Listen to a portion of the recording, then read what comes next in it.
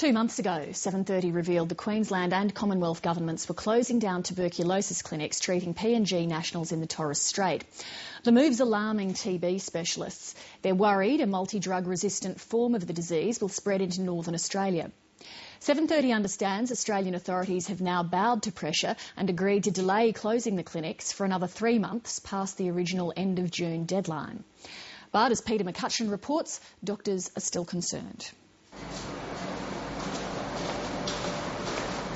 From his office in Cairns, respiratory specialist Dr Graham Simpson faces one of the biggest dilemmas of his career. A couple of sleepless nights trying to work out what was for the best in the short term for the patients, and in the medium and long term for future patients and for the public health of Northern Australia. Okay, chin on top, okay. Dr Simpson has been asked to assist in the transfer of tuberculosis services from the Torres Strait to Papua New Guinea. Good. Okay, Naomi. And he said no, because he believes it's unethical. And we really felt that the whole process was so doomed to failure that us doing that would provide a sort of cosmetic gloss to it, and give it a sort of spurious credibility. The stance taken by Dr Simpson and his colleague Dr Steve Vincent highlights the risks the Australian and Queensland governments are taking in the decision to wind down all TB services to PNG nationals. And to just cut them off cold turkey is cold-hearted. And quite frankly, it's irresponsible, it's criminal, because they will be responsible for deaths.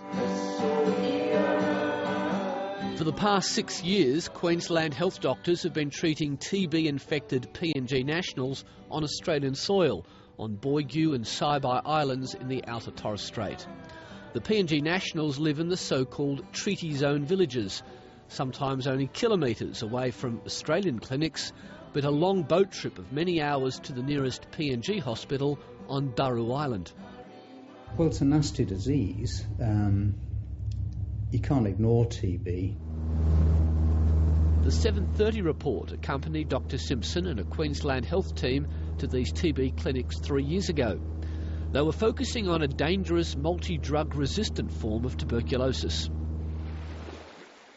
I know what's really happening on ground. To close that border, you actually it's like putting my hand and actually suffocating them.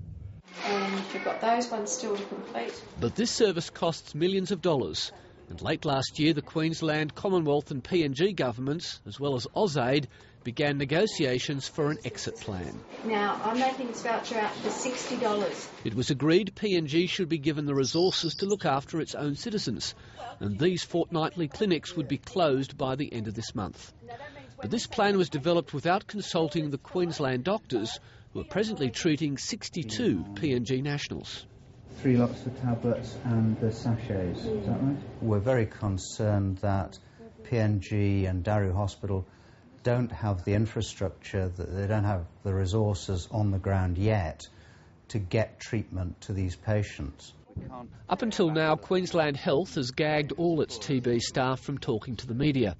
But Dr Simpson only works part-time for the government and is prepared to speak to 7:30 as a medical specialist. By imperiling adequate treatment of these patients and not identifying new patients and treating them appropriately, that will actually increase the level of drug resistance, and that will spread into Northern Australia. The chest against the ear, chin on top. I admire his stance.